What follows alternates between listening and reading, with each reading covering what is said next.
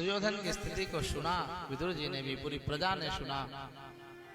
भगवान का अपमान हुआ, कन्हैया दुखी हुए, नाराज होकर के चले। दुर्योधन ने कहा केशव, हम भाई भाइयों के बीच में आप मत आओ, आप संबंधी और रिश्तेदार हो, हम आपस में निपट लेंगे। छोड़ो ये बात घर की, आप चलो 56 भोग हम बनवाए, हमारी मैया गांधारी ने बनवाए है, चल करके आप प्रसाद पाओ। भगवान ने मना कर दिया। हे सुयोधन, भोजन 2 परिस्थितियों में किया जाता है। संप्रेत्य प्रेत्य भोज्यानि भोज्या पदगतानि च। महाराज जी, जहाँ अत्यंत प्रेम हो या तो वहाँ भोजन होता है, अथवा भूख के मारे प्राण जा आपात काल में भोजन किया जाता है। शरीर रक्षा के लिए कभी कभी नियम से गिर करके भी भोजन करने में दोष नहीं है सज्जनों। इस प्रकार से तुम्हारे अंदर हृदय में प्रेम नहीं और मैं भूखों नहीं मर रहा हूँ, मैं 56 भोग नहीं पाऊंगा। हम तो अपने काका विदुर के घर में जा करके प्रसाद पाएंगे। भगवान ने कहा काका विदुर गदगद हो गए, लेकिन घर में कोई मेहमान आए, व्यवस्था ना हो तो चिंता हो जाएगी। विदुर जी बाजार की तरफ चले, कुछ व्यवस्था करके चले। तब तक कन्हैया विदुरानी के कुटिया पर पहुंच गए। काकी काकी, जो ही काकी ने सुनो, प्रभु आए हैं, श्याम सुंदर आए हैं, दरवाजा खोलो। कन्हैया के दिव्य रूप माधुरी को देख करके आनंद में डूब गई सज्जनों विदुरानी। सुलभा इनका नाम है। विदुर जी की धर्मपत्नी का नाम क्या है? सुलभा। विदुरानी तो ऐसे टाइटल बन गए, सेठ के धर्मपत्नी सेठानी कही जाती है, तिवारी जी की धर्मपत्नी को तिवारानी कहते हैं, दुबे जी के दुबाइन कहते हैं, आदि आदि। इस प्रकार से सज्जनों, काकी भूख बहुत लगी है, कछु खावे के हो तो व्यवस्था कर दो।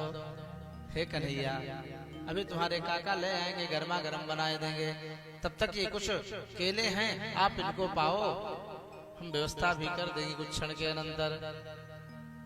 काकी केले की टोकरी लेके भागी भागी आई हैं और प्रेम की ऐसी दिव्य पराकाष्ठा को प्राप्त किया। इतना भाव विभोर हो गई विदुरानी।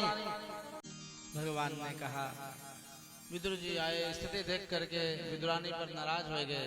सेठ जी, ऐसे कभी कभी आप सेठानी पर नाराज हो जाओ, कोई गलती हो जाए थोड़ा तो स्वाभाविक है, धर्मपत्नी पर लोग टूट पड़ते हैं।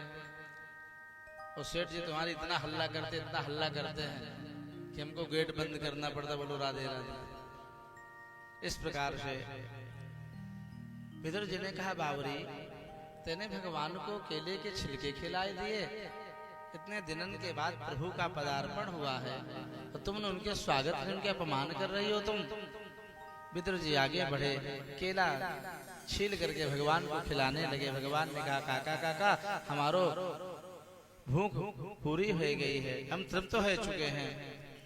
हे विदुर जी, इतना तो कहूंगा कि जो मिठास काकी के छिलके में थे वो आपके केले में नाय दिख रहे हैं, अतः मैं नाय खाऊंगा, क्योंकि मैं प्रेम का भाव का भूखा हूँ। वस्तु मेरे लिए प्रधान नहीं है।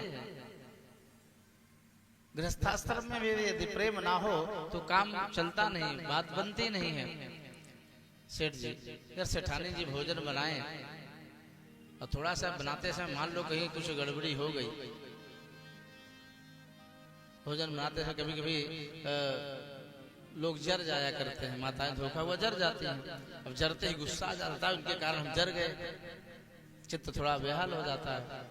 और गुस्सा में थाली लेकर आकर के परोसे आपके पास पहुंचे, लो खाए लो, लेकिन भोजन में आज प्रेम ना हो, तिरस्कार हो, गुस्सा में दे रही हो तो आपको अच्छा नहीं लगेगा।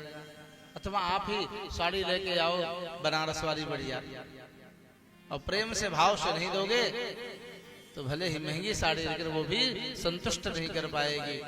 प्रेम भी 2 तरह का होता है, एक प्रेम से संसार चलता है, एक अलौकिक प्रेम से परमात्मा की प्राप्ति होती है सज्जनों। लौकिक प्रेम समस्त व्यक्तियों के हृदय में विद्यमान है, इससे गृहस्थाश्रम चलता है, व्यवहार चलता है। और अलौकिक प्रेम तो कुछ विरले भक्तों के हृदय में ही निवास करता है। बोलो राधे राधे।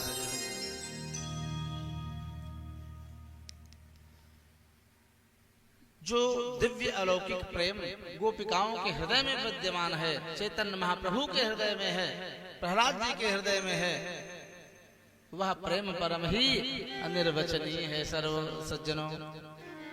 क्योंकि प्रेम की जो दिव्य स्थिति है ना, नारद भक्ति सूत्र में देवर्षि नारद जी ने कहा है अनिर्वचनीय स्वरूपम। प्रेम का स्वरूप क्या है? तो उन्होंने कहा अनिर्वचनीय है, जिसकी व्याख्या कोई कर ही नहीं सकता है। जो गो गुड़ खाए स्वाद काहू न बतावे, उस परमात्मा की प्रीति बड़ी ही दिव्य है सज्जनों, जो गोपिकाओं के हृदय में विद्यमान है। उन गोपिकाओं के प्रेम की प्राप्ति के लिए एक महात्मा ऋषि ने 60,000 वर्ष तक तपस्या किया कि जो दिव्य भगवत चरणारविंद का अनुराग प्रेम इन गोपिकाओं के हृदय में है वो मुझे भी मिल जाए। 60,000 वर्ष तक उन्होंने तपस्या किया, उसके बाद भी उस दिव्य प्रेम को तपस्या के द्वारा भी न प्राप्त कर पाए सज्जनों। इसका प्रमाण है, उन्होंने स्वयं कहा है, जिन्होंने ऐसा किया था तपस्या, 60 वर्ष सहस्राणि मया तपतम पुरा तपः तथापि च न मे प्राप्तः तासां वै पादरेणवः। 60,000 वर्ष तक तपस्या करने के बाद भी भगवत चरणारविंद की वो दिव्य प्रीति मुझे आज तक नहीं मिली जो गोपिकाओं के हृदय में विद्यमान है। इस भूषण कुछ न मुझको चाहिए, भाव से मेरा हो जाए बस यही स्वीकार है।